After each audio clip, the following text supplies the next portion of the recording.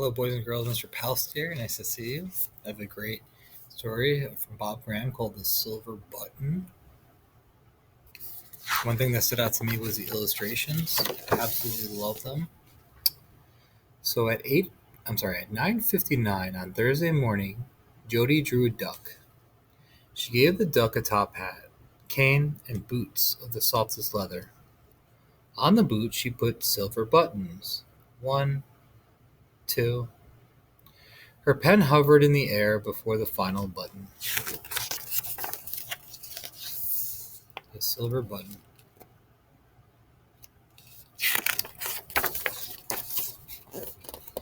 So much going on in these illustrations.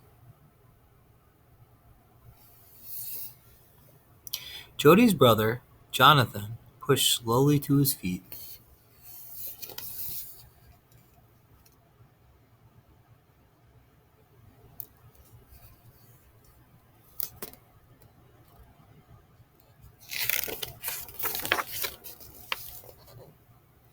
He swayed. He frowned. He tilted forward.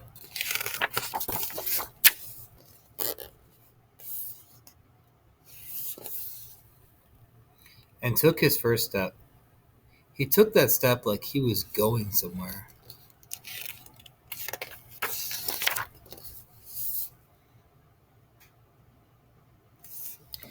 At that moment, Jody and Jonathan's mom began to play Merrily Kissed the Quaker's Wife on her penny whistle. Mom loved the picture of the wild hair on her calendar so much she hadn't changed it in 3 years. Here's the picture.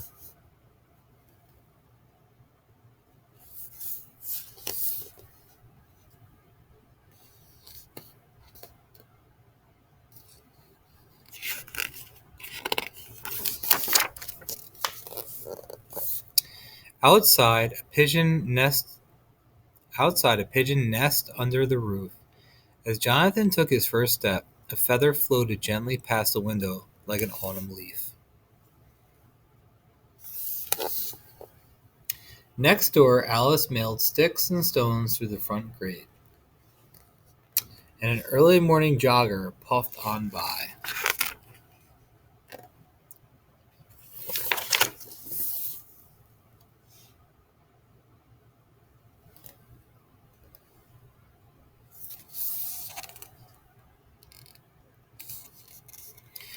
Out in the street, Joseph Pascano avoided the cracks in the sidewalk so the sharks wouldn't get him. An ambulance shrieked past Jody's house. On High Street, Bernard had his shoelace tied for the second time that morning. And a man bought some fresh bread from the baker.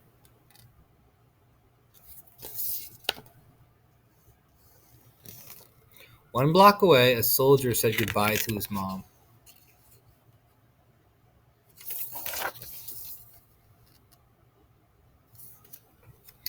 Over in the park, the breeze blew a fine spray over children sailing boats in the fountain.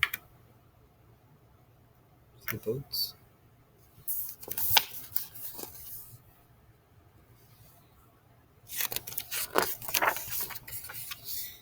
Under the oak, Sophie and her granddad made a house of leaves. Sophie sat in the living room while Granddad swept in the bedroom.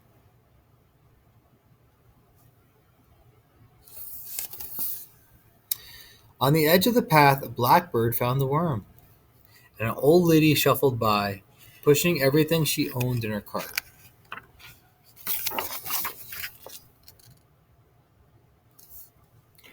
High over the city, a flight of ducks headed south like an arrow. In Mercy Hospital, a baby was born.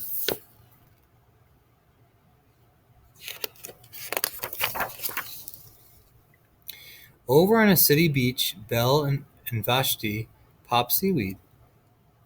On the shoreline, Patty dried off while Jock stretched his back in the sand. Sunlight hit the windows over the city, and phones rang in 1,000 offices and pockets. Far out over the bay, a tanker headed all the way to China. Amazing.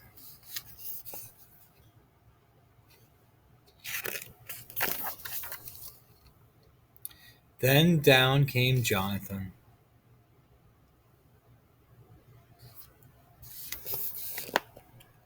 On his little pink knees.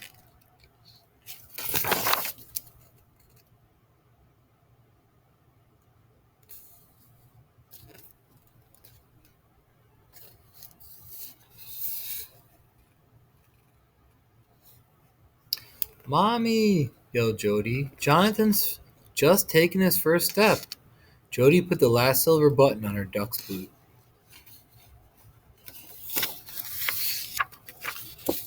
Sunlight from all over the city streamed through the window, and the kitchen clock struck 10.